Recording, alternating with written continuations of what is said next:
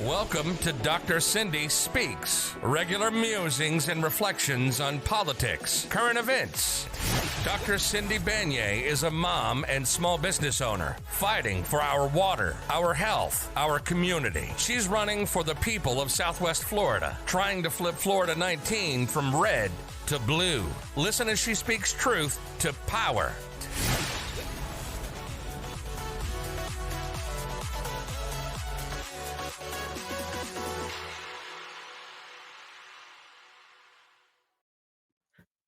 Hello, everybody. This is Dr. Cindy Banyai for Dr. Cindy Speaks, and we are kicking off a fantastic 2024 and a presidential election season and Florida elections, and we have so much going on. I'm so happy to be back here, kicking off 2024 on the Big Mouth Media Network. And we have our very first candidate interview of the cycle. We have Peter Owen. He's running in a crazy primary up in Florida 13, and he's going to tell us a little bit about himself. So, Peter, tell us a little bit about yourself. Yeah, thank you for having me on. My name is Peter Owen. I am a 25-year-old progressive running for Congress against Ana Paulina Luna. I grew up in this area. Largo Seminole is where I grew up. I went to school there. I went to college at St. Petersburg College, also in district, and studied public policy. And the reason why I jumped into this race is just because of the void that is being created by Ana Paulina Luna, just an absolute void of leadership. She spends her time in Congress either trying to silence or impeach people on the other side of the aisle from her. And when she's not doing that, then she's voting to either shut down the government or to cut things like VA benefits, Medicare, Medicaid, Social Security, and SNAP. So just anything that can help our most vulnerable neighbors, Ana Paulina Luna is vehemently against. And that is just not something that I can stand by and allow to keep on happening. So I decided to jump into the race and try to unseat her. Wow, that's fantastic. So 25, huh? So the beard really, I'll say this, like the beard definitely makes you look a little bit older than 25. Yeah. So I wouldn't have picked it. But that's great. That's great. I absolutely think that we need more younger folks running for everything in general. And especially, with the other fantastic candidates and electeds like Maxwell Frost that we have in the state of Florida. I think that we are ripe for some youth leadership. So let's jump in on that question. So at 25, what kind of role do you see yourself bringing to both the primary and in the congressional race overall? Yeah, so not only am I the youngest person in the primary, I'm the only progressive in the primary. And so I believe that the U.S. House of Representatives should be exactly that. It should represent everyone in the country, not just older, wealthy men. And so which was another reason that made me want to jump into this race is because I feel like my generation's voice is going unheard. And we have a lot of complaints with like the pro-life people on the right and the people on the right that just would rather put guns over the lives of people. Growing up, every month in school we had our active shooter trainings, and so that's not something that these older generations had to grow up with. And so the issue with guns in this country is something that's very personal to me. It's very personal to people in my generation, and so I aim to go up there to Washington and be a voice for that and a voice for change with guns.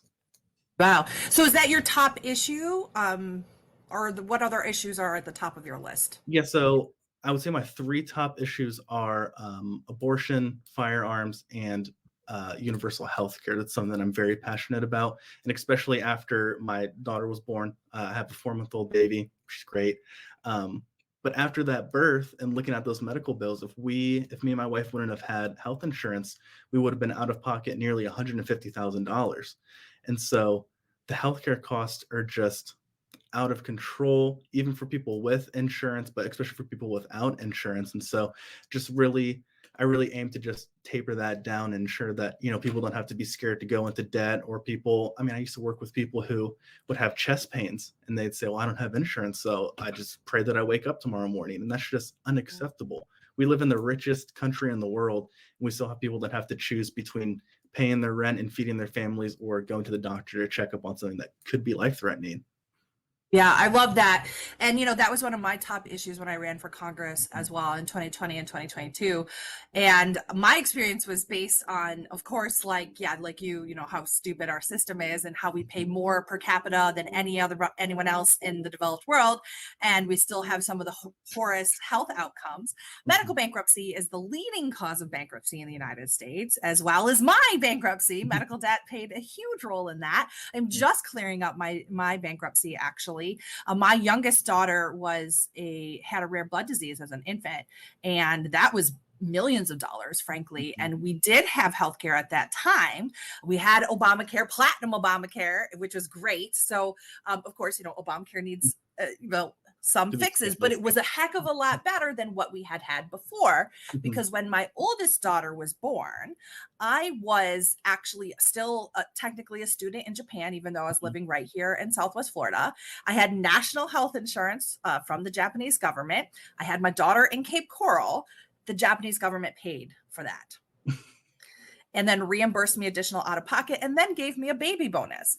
Just so you can see, so I always love to go back to the Japanese model. I've lived in 2 countries with national healthcare. It's fantastic. It changes the mindset of people, because if you're sick, like you're saying, you have friends that, they don't know, they think they should go in and get medical care, but they're scared. In a country where you have it everywhere, people go to the doctor earlier, and so they're not so sick by the time they go in, because they know it's not going to cost that much. They know they're going to get the care that they need. It changes your mindset. When I was living in Taiwan, myself and other kindergarten teachers, if we got sick, and if you've ever worked with kids, you get sick all the time because they're like little disease vectors, right? And we would go to the clinic at lunch and get the meds that we need. Like when the kids are taking their little nap, we would walk down the street to the clinic, and then we would come back, and then we would be able to take care of our kids and, do our jobs and take care of ourselves. So yeah, I'm so happy that you are out there fighting for that. And you have personal experiences on that, because I feel, unfortunately, because we live in Florida and it's like a dumpster fire on wheels. And there's so many other issues that this thing that is vitally important to our health, our livelihood, is put by the side, because there's so many other issues, like your other top issues that you're talking about, abortion and guns. And we haven't even gotten into the culture war stuff yet, but all of that stuff eats up the bandwidth. Yet we're still having people going bankrupt every single day. We're still having people dying because they're not receiving the care that they need. So I'm so glad that you're out there fighting on that. And so yeah, tell me a little bit more about your other issues or some other priorities for you. Yeah. So to hop onto guns, I was looking up some of the stats, and in 2023, I was talking about this last night at a meeting. In 2023, there were 627 mass shootings, almost double as there was days in the year. So that is just unacceptable. And the solutions to reduce death by guns and mass shootings, they're very simple and they're very common sense. So they don't go against people's Second Amendment rights. And so a few things that I'm going to really pushing for after I win is mandatory safe storage, which would not only curb mass shootings at schools of these kids getting their parents' guns, but it also curb the death by suicide for these students as well. Because when a kid knows that his dad's gun is just under his bed or in his nightstand, and he's going through a tough time, he knows, I know where it's at, I can go get it. Easy access. So that would curb that and make those parents liable for those deaths and for those shootings. I would also enforce a mandatory license to own a firearm that would require a every other year mental health check, because people on the right always say it's not guns, it's mental health, it's their health. Great, I agree. People that go and do mass shootings or go kill their neighbor or whoever, you're right, there's definitely a mental issue. So if you want to own a gun, then let's do a mandatory mental health check every other year to ensure that these people that are not stable mentally cannot get their hands on these firearms. Yeah, I love that. I know it's always the cop out on the right. Oh, mental health, right? But then they're like, oh, but we're not going to fund that. Yeah, then they can't not fund mental health assistance. We don't don't mean like our mental health. Mhm. It's like those people. But yeah, you're absolutely correct. It's like you're more likely to successfully kill yourself. You're more likely to kill your wife and your kids. You're more likely to accidentally shoot yourself by having your stupid gun in your stupid house. And yeah, it just drives me bananas that you have to fight with these people who think that they're going to be a hero and like, you know, save themselves and save their neighbors. And it's like the statistical possibility of that happening is so minuscule compared to the gigantic possibility that you're going to purposefully or accidentally kill somebody that you love. Well, and I was actually talking to someone on the right about this, where because I own a gun, which is, I mean, I own it safely. It's always locked up in my safe on top of my dresser. Like, no one can get to it. Only I know the code. And I was arguing with this guy. We were talking about how, like, I don't think that people need AR-15s or AK-47s or SCARs to protect their home. Like, I'm sorry, Red Dawn isn't going to happen in real life. Like, that's just not realistic. And so we were talking about this, and he said, if I want to neuter myself and just keep my handgun, that I shouldn't try to do that for everyone else, because he wants to have his AR-15 to, and he said, because he doesn't want every shot to have to count.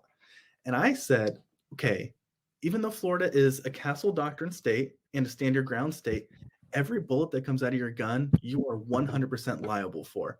So if someone breaks into your house and they have a gun or a knife or whatever, and you shoot them, but then you release the other 29 bullets and they go through your wall and hit your neighbor and your neighbor's dog and your neighbor's kid, like, you're liable for every single one of those bullets. Whether you have a magazine that has 50 rounds or a wheel gun that only has 6, every shot should count. So it's just, I don't think it's necessarily gun ownership. It's just irresponsible gun ownership. And a lot of people on the right are irresponsible gun owners. They think that they're toys, and they're not. They're tools that should be handled with respect and care. People on the right just don't do that. Well, and actually there was another part that you said in there, and that's the neuter thing. Like, it's actually undeniably linked to this toxic masculinity. You know, it's like, I gotta be a tough guy. And, you know, like, I've seen the memes. I'm in these groups. I'm like, oh, it's like, it's all about like, oh, you're like, you know, you're like a woman. So it's like, so we throw in misogyny in there, right? Exactly. And we throw sexism in there, and we throw this toxic masculinity in there, which is all like part of this really grotesque push towards authoritarianism in our state, which is also wrapped up in both sexism and misogyny and, you know, hypermasculinity, because it's a thing that these leaders know can pique the interest, because every dude wants to feel like they're strong and powerful. They want the biggest gun with the most toys on it. I got a scope and a laser and a light and an extra brace. And it's like, oh yeah, you and the big truck, and they got, you know, it's like, it's Mhm. how many more symbols do you need Yeah. to overcome your inadequacy? And that's because the psychology of this also rolls back to like societal changes and demographic changes and economic shifts as well, which makes certain folks feel vulnerable. And unfortunately, we do have politicians who have peaked on that, right? That they are looking at that. They know that these folks are feeling weak and vulnerable. They spew fear out into them, and then they say, hey, yeah, of course we're going to give you more guns, and yeah, of course we're going to, you know, get the macho guy elected governor and president, right?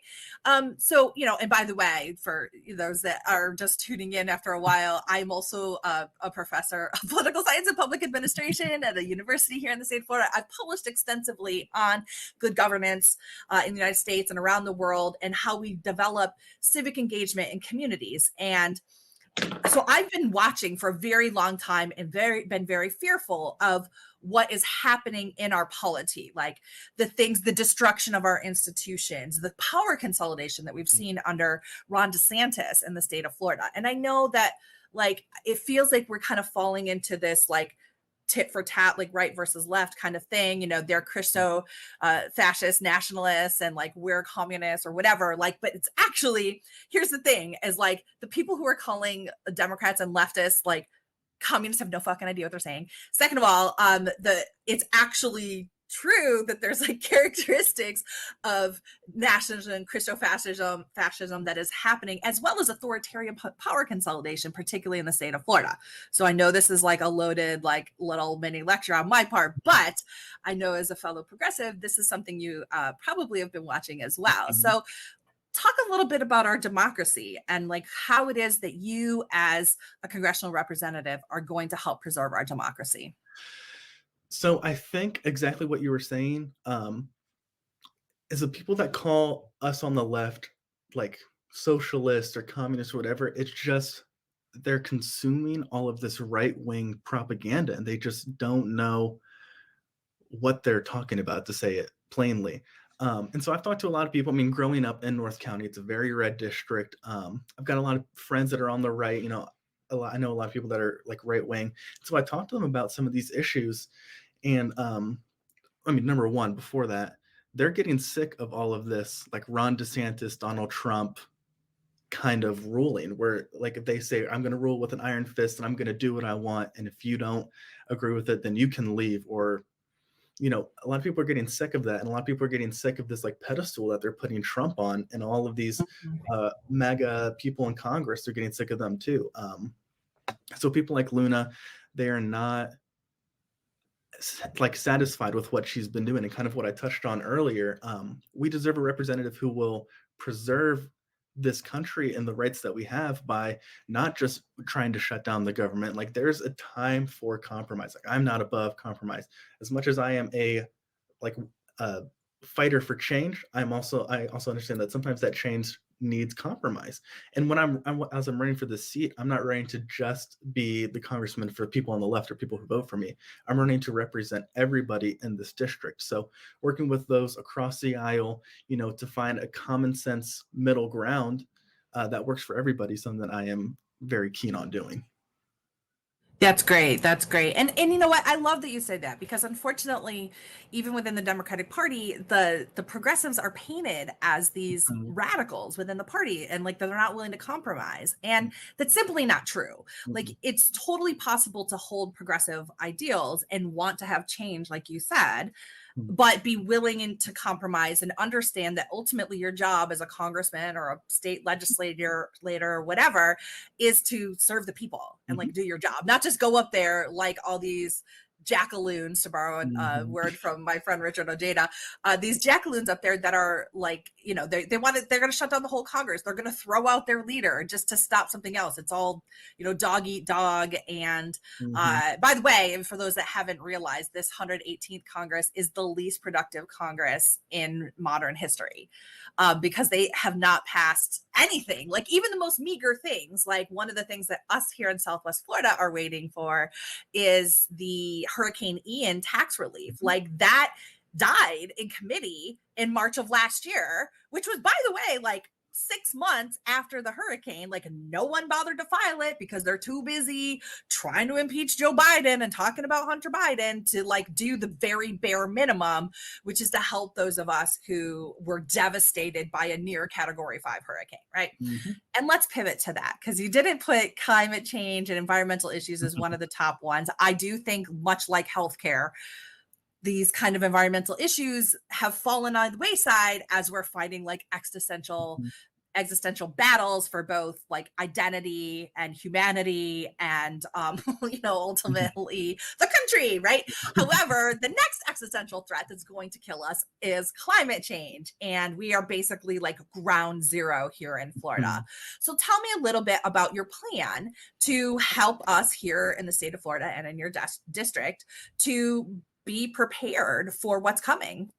Yeah, so the issue of climate change is not just like it's getting hotter in January, like it was 80 degrees last weekend up here. I don't know what the temperature was for you guys, but it's climate change does not just affect like the natural beauty that we all live in Florida to enjoy, but it affects our tourist industry, which is a major thing up where I live. And whether you're a bartender at Pier 60 or you own a small business on like St. Pete Beach, you rely on our beaches staying beautiful and actually staying there, to feed your families and put food on your table and to keep your business open and to keep on working. And so something that has really been a struggle for this county is red tide. It gets worse and worse every year, and the hotter that the water gets, the earlier it starts. So this past summer, the weather and the water temperature in the Gulf was 102 degrees. That's hot tub temperatures. And so that makes red tide worse, and no one wants to go to the beach when it smells like dead fish and when you're walking on the beach and there's literally thousands and thousands of dead fish laying there. So something I would do is earmark funds to help fight against red tide. There's ways you can fight it. You can put clay in there, and then it stops the algae from growing. I would also earmark funds for beach renourishment. I know that's been kind of a fight for all these local city governments along the beaches. They're fighting for this beach renourishment because whenever storms come, it wipes away all of our beaches, and they had to block off a lot of the beach accesses because it was a almost 10-foot drop down to the beach because all the sand got swept away, and it was like that for 6 months because these small city governments that are these like beach towns, they can't afford to do it themselves, and so we need federal funds for that. Another thing that I would do to help reduce climate change is fight for more green energy systems. And so whether that is for cars and their carbon output, I drive a Subaru. It's carbon compliant, just like it would need to be in California or Oregon. It gives me better gas mileage than any other car that's not. It doesn't affect the speed or the driving status of it. So that's something I would really push for, as well as green energies like I would fight for more nuclear power plants, because not only would that create jobs for people to create those and work at those, it would also reduce the carbon output of some of these other fossil fuel based energy systems. I just watched Silkwood last night. Have you ever seen that movie from the 80s? Okay. Don't watch it and pitch nuclear energy. Anyways, she's like an Aaron Brockovich of like the 70s, like with like poor procedures around nuclear power, like the rods and stuff like that. Anyway, like we've come a long way, and it's funny because within the environmental community, there's like this like, is nuclear power green? Is it not? And I think it's all a matter of trade-offs as well, and what we're willing to do. One thing I really loved about what you said though was the linking the components of climate change and what happens to our local economy. I think that we lose that sometimes in our discussions here because everybody wants to get wrapped up, or they're like, oh, climate change doesn't matter, or it's hot today, or it's cold today, so it doesn't matter, right? But like it is like the livelihood of all of us here in Florida. That's where people come here. They want to see the beaches. And if we're having these things that are creating disgusting conditions or completely destroying our beaches, how is our economy overall going to survive? And like, it's so critical that you keep pushing that message, because people need to hear it every day to get it. Be like, oh yeah, this isn't just like something that the progressives say that's like this wild thing. It's like, no, like it has real world implications. And, we also need to be prepared for when things happen that we're like not used to. Like we had 10 times as much rain in January than we usually do. And then all of a sudden, all of those things that were not fixed from Hurricane Ian, by the way, all those roofs, we had flash flooding. People were just like stranded in the streets because our infrastructure is not ready to prepared for that. Right. And so we need those investments, and we need people to realize like, this is like, you can like it or dislike it, or you can call it something else, but like, let's face the reality of what's going on. It is happening, whether you like it or not. It's happening. Whether you like it or not. I always like to say, like, it's the insurance companies, the actuaries, right, who fill out all those tables and the statistical, what's the likelihood of X, Y, and Z happening. They've been predicting, they know that climate change is coming. They know the likelihood of your house and your property, and whether or not that it's going to be insurable, or what's the likelihood every time a storm comes in that it's going to be washed out to sea, right? And that's what they base your rates on. And that's another thing that everybody in the state of Florida is super worried about right now is our insurance and our property insurance right now, those rates going up, companies leaving. There's a couple of weird things going through the Florida legislature right now that to me look like gimmies just to the insurance companies, because they, of course, are saying, well, we can't stay in Florida unless you give us X, Y, and Z, subsidies or support, or reduce the amount of likelihood that we're going to get sued. But then, there are those actuaries going, guess what? You live in a floodplain, you live on a beach, your infrastructure is old, your house is probably going to be trashed in 10 years, right? So what can you do from the federal level to help those of us in Florida who have properties, who maybe just can't like jet set out and move somewhere else, Mhm. right? What can you do to help us overcome some of these issues with the insurance crisis? Yeah, so I would just really push for the state legislator to fight and increase citizens instead of decrease. And I don't know if you've seen that, where they're about to cut Citizens from being a full coverage um, insurance company to just windstorm. And so, Yep. because it is such a state centered issue, what I would do is, yeah, really push these state senators and state house representatives, the governor, and just really just try and push them into providing for the people of Florida instead of taking it away. I know that a lot of the state senators on the right are planning to cut Citizens and then open up their own private insurance company, which is, I don't know how that's not illegal, but they're about to do it. Um, Mhm. and so, and then as well, kind of what I was saying is just that fight against climate change would really help reduce those rates, because I mean, exactly what you're saying, these insurance companies understand that like a lot of these, like the floods are going to get worse and worse. Citizens making everybody, no matter whether you're in a flood zone currently or not, get flood insurance by 2025. It makes sense because, and I saw this chart, if the sea levels rise by, I believe it's 5 meters, I mean, Largo's going to be a beach town now. And so that's going to wipe out all of those cities, all of those homes, and they're going to be underwater. And, there's nothing that we can do about that besides fight climate change to ensure that that doesn't happen. So that's Yeah. something I'd really be pushing for and fighting for. That's good. That's good. So let's just pivot back to you a little bit here. So you told us a little bit like why you're running. We know that you have a baby daughter, right? Mhm. So tell us a little bit about your background here, a little bit about you. Yeah, so I was raised in this county, went to school here, studied policy. I've always liked politics. I didn't think that I'd really get into it. My goal was law school, and then I was going to practice wills and trusts because that was where I worked throughout college. So throughout college, I worked at a wills and trust law firm, which really helped me understand a lot of the fears that the older generations are facing with like Social Security and healthcare, which kind of lit a fire for me to help out those people in any way that I can. And I thought it was going to be, working as a like bureaucrat, like behind the scenes. And then I got into insurance and banking. And banking, that opened up my eyes to the struggles of the lower income people because they're getting benefits like unemployment. And then the older generation who was getting just their Social Security checks, they get that and they take it out and then they spend it all on bills. And so they're Rent. overdrafting time and time again, and their account is fully overdrafted. Their check comes in, it pays it off. They have $100 extra. They come back in 24 hours later and take it all out. And that is their life. And so I've just seen how we are failing the the, the older generation in this aspect of how they work their whole lives and they're 70, 75, 80, and they're still struggling. They're still fighting. And these benefits are so hard for them to get. So that was another reason that really pushed me into running. And then when I worked in insurance, it was exactly what we were just talking about. I saw the struggles of people and their rates going up and up time and time again, and especially with Citizens. Citizens called itself a last resort, company. And so the way that they would depopulate people from their list, and we would have to email them and call them and tell them like, hey, your choices are Slide, which is a 2 grand increase, or this other company that is going to jump it up to 16 grand. And luckily some people had the choice between the lower one and the higher one, but sometimes it was just, we're kicking you off February 1st.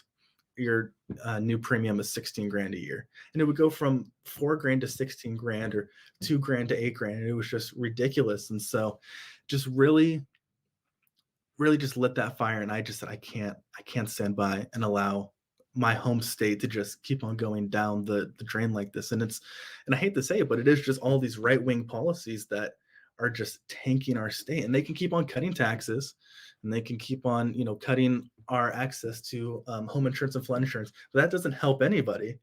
Right. It just hurts the lower and middle class. The upper class, it doesn't affect them at all. They're Right. happy that they can write off their private jets and their new cars for some work expense or whatever they put it in their taxes as. But then these lower and middle income people, they're the ones whose taxes get raised and who they have to end up paying for it. Because, Florida still needs new roads. It still needs to fund public school, even though Ron DeSantis is trying to take as much funding away from public school and put it into private schools as he can. It still needs to fund our public colleges, like all of that. And that doesn't come out of these upper class people. It comes out of the middle and lower class. So I just can't stand by and allow my home state to just keep on going down this path. Yeah. Well, that's good. That's really important. And thank you for running. Thank you for standing up. It is tough. We agree. And I can tell you, as also like a seasoned policy analyst, like Republican policies don't work. Especially their economic policies, which is hilarious because like the Republicans are known as like the economic, no, they're trash. Like actually all of conservative politics or conservative fiscal politics are completely wrong. Like they do not, trickle down economics has been thoroughly debunked. And actually what works is fiscal and monetary policy that is part of the liberal economic set, actually bolstering markets and stuff like that, even though like the Republicans are like, oh, market economy, but they don't. It's like very selective in terms of what they do. And then having the government be able to control and get us out of nosedives like we saw during the COVID era. And guess what? All those Republicans are the ones, they love taking that PPP money and all of those other dollars that were made possible by liberal fiscal policy. But, they'll never admit that. They're just like, oh, I'm being smart, right? But it's because their actual concept of economics is flawed. And it actually goes back to this really, really disgusting and disturbing hyper libertarian philosophy of that it's actually, we should be run by this oligarchic class. We should have ultimate property rights for those folks, and including, by the way, the property of people. It goes actually back that far in terms of what some of these folks believe. So like, I'm always like, don't believe it. Don't believe the hype, because here's the other thing. These Republican politicians turn around, and every time they're getting money that's coming from, the American Rescue Plan or any other federal allocation, they're more than happy to go to the ribbon cutting for the road and the building that it built and help their communities. But they're going to go up and be like, oh, Grover Norquist and Club for Growth, and not vote for, be stupid when it comes to fiscal policy, or, play Russian roulette with things like the debt ceiling. And like, it's absolutely like bonkers to me. And very, very sad. And then you have people thinking that it's like, oh, we're very, responsible, like a household budget. And I'm like, yeah, federal government doesn't work like that. Yeah. So let me ask you my little squirrely question here. And I'm not sure if you're kind of seeing where I'm going here, but when it comes to federal economic policy, kind of where do you stand on these things, especially considering Ron DeSantis? One of the things that he wants to do is have like a constitutional amendment convention to force a balanced budget amendment, which, by the way, would totally crash our economy and kill our fiat currency. So where do you stand on all of that in terms of our federal economic situation and fiscal policy? Yeah. So I don't know if I just say I'm pro-tax. So my family on my mom's side is from Puerto Rico. And so if you want to see what happens when the right gets everything they want with fiscal policy and tax policy, look at Puerto Rico. In 1950 and 1960, it's called Operation Bootstrap, where they took away corporate taxes to kind of encourage businesses to come and plant there. As well as they call themselves a tax haven now. So a lot of wealthier people are going down there so that they don't have to pay their taxes. And if you go down to Puerto Rico, the roads are terrible, unless you're in San Juan, which is like the main tourist port. The roads are terrible. The schools are not great. The colleges are not great. And it's all because they're underfunded. And that's what the right wants to do, where they say like, oh, we're in so much debt, this country, we're in so much debt, which 8 trillion that Trump added, but they don't want to talk about that. We're in so much debt. Oh, but let's cut taxes for everybody. So if you have a debt and you want to pay it off, you don't cut your revenue source in half. But that's what they want to do, and that doesn't make sense. And so something that I'd be really pushing for is to increase the tax burden on the upper class. I'm not talking about like 50, 60%, but like it tops out at 37%. I think it should top out at about 40 or 42%. Like if we really want to pay off this debt that the country owns and this tax deficit that we're in, then we need to raise taxes on those who can afford it.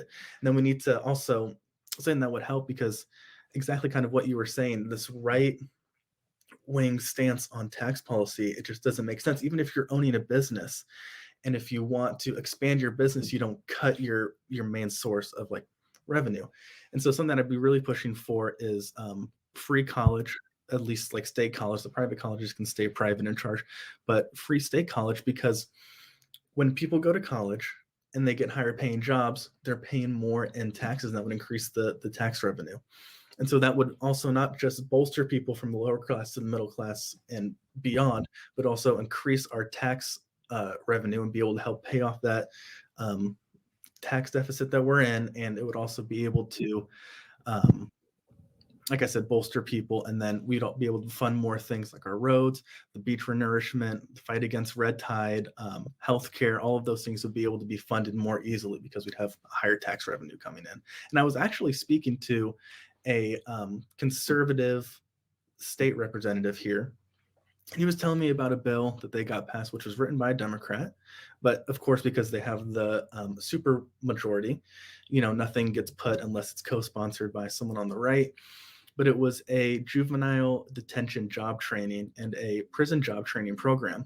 And he kind of said exactly that. It's like, yeah, these people get out of prison. If they just go work minimum wage jobs, then, their tax burden is going to be low. But if we give them job training, whether that's trade or college, then they go out, get higher paying jobs, and then their tax burden is higher, and it's more money given to the state. So that got passed, and he was all excited. And I said, yeah, that's the same thing with free college. Like, why are you against free college, but you're for, this like job training, which I think is great. And I'm so glad it got passed, but like, let's move that into the free college to kind of give that chance to everyone. You're like, okay, here's the logic. You're close. Almost there. It's like, if you really want to make America great again, what you got to do is you have to bring back the tax brackets that were there during the 30s, 40s, 50s, and 60s that allowed us to expand into the global economic Goliath that we are. But they don't want to talk about that part of MAGA, do they? But yeah, I would also say just, I'm also a proponent of MMT, modern monetary theory, which actually there's a lot of great researchers and proponents of up in your area as well. Folks that really do believe in our capacity to have sound fiscal policy. Stephanie Kelton is an author of The Deficit Myth, which is something that you really like. I love putting that on the campaign trail because it absolutely blows up this like, oh, we got to spend, get rid of the deficit. Like, yeah, but that's actually not that big of a deal if you think about it. So super huge. And then I also had my little cynical David Graeber thought that our actual jobs are to buy things and consume things. So we need to give people other jobs if we want our economy to rule it. Of course, that's a very cynical look at our economy, but we are a consumer-based economy. And that's why I don't understand this whole thing, like, let's depress the wages and deprive people of proper education, because we ultimately end up hurting our own macroeconomic status and growth, because those people, and this is exactly where we are right now too, by the way, is like those folks, they can barely afford rent. They can't, make any other investments. It's like the millennial problem, right? The millennial generation have low home ownership. They have low child, birth rates, right? Because we all got pinched in this stupid wage stagnation. And then now we're caught in a housing crisis. So yeah, like, what are we going to do here? We can't really be contributing back to the economy, which is like the kind of the whole American beauty, right? Like that's the carousel that we're on, but it leads to a pretty nice quality of life. But if you pinch those folks, then they can't contribute back, and then you have problems in your economy. So like, let's not cut off our nose to spite our face, right? So there's my economic diatribe, which I give every time as much as possible, because I think people need to hear it. Like, they just need to think it's like, no, it's not a household budget. It's much bigger than that. And we have policy things that we can do. And yes, the federal government should be doing it. And guess what? When they do, you love it. You love the American Rescue Plan. You love the PPP programs. You love the stimulus check. Why? Because it kept us from nosediving in our economy. It kept children out of poverty. It did so many things for the top and the bottom of the country that, like, we should be going, hey, these are policies that are really important. We should be doing more of them, and that goes into universal basic income. But I think we're actually coming to the close here. So tell us a little bit more about like what's next in your campaign and where people can get in touch with you. How can they support you? And, what else, how can we help you? Yeah, so you can find all that information on my website. It's peterforflorida.com. It's got all of my social medias as well as a email address. Those all go directly to me. Something that I'm really passionate about is not just calling and asking for money or not just speaking at clubs, which I'm doing all the time. As you know, it's kind of mandatory to run a campaign, especially a race this big. But something I'm really passionate about is trying to talk to as many people in this district as possible. And so I actually had a woman reach out to me last week who lost her job and was having trouble getting her benefits, and she was having trouble finding a new job because this job market is tough. And she saw that I worked in the legal field, and that's the field that she was in. And so she said, "Is there any way you can help me?" And I said, "Yeah." So we met up for coffee, spent a few hours with her, redid her resume, helped her look for jobs, and helped her kind of navigate the unemployment letters that she was getting and that whole mess. And that's something I'm passionate about. Like, I'm running to help as many people as I can. Like, I'm not running to get a jump start in my career or to get power. Like, no, I'm running to help as many people as I can. And whether that is putting forward healthcare legislation or firearm legislation, or sitting down with you and redoing your resume with you and helping you look for jobs that you're qualified for, like whatever it is that I can help you with, like, please let me know, because I'm here to help. So yeah, peterforflorida.com. It's got more information about me. It's got information on my policy stances. And then, like I said, it's got all three of my social medias and a email address that goes directly to me. Wow, that's fantastic. He's a real concierge to the people, and that's what's really wonderful. So thank you so much for joining us here. Peter Owen, candidate for Florida 13, going to be a primary. Primary is going to be in August coming up, so he's going to have a long summer, but follow him and check him out and see if he's a candidate you'd like to invest in, because progressive candidates have good policies and are going to be beneficial to people all across Florida and the United States. So thank you so much, Peter. Thank you. I've been your host, Dr. Cindy Banyai of Dr. Cindy Speaks. We would love to have your continued support for independent media here. You can subscribe to Dr. Cindy Speaks and any of our Big Mouth Media podcasts at bigmouthmediafl.com, starting at $4.99 a month or $19.99 a month for any of our shows. We'd love to have your support. Get on our mailing list and help keep progressive voices in Florida front and center. Thanks so much. We'll see you next time. Bye-bye. Thanks for listening to this episode of Dr. Cindy Speaks. If you'd like to learn more about her, go to cindybanyai.com or connect with her directly at vote@cindybanyai.com. We love connecting with people.